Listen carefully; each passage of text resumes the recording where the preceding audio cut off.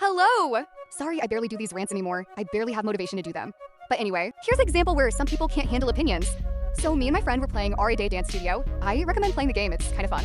We were talking about how uncomfy some of Cat's Eye's dances are. But some random grandma decides to say, if you don't like the group, leave the game. Like, bro, just because we talked about a group's flaws, doesn't mean we're hating on them. We just don't like the dances in general. Then, in a few more minutes after ignoring her, we argued for some time, and some people came in too, and some people took her side. That means other people can't handle opinions too. Then she left right after a few minutes, and that's the story. Anyway, Amiya disintegrating to dust.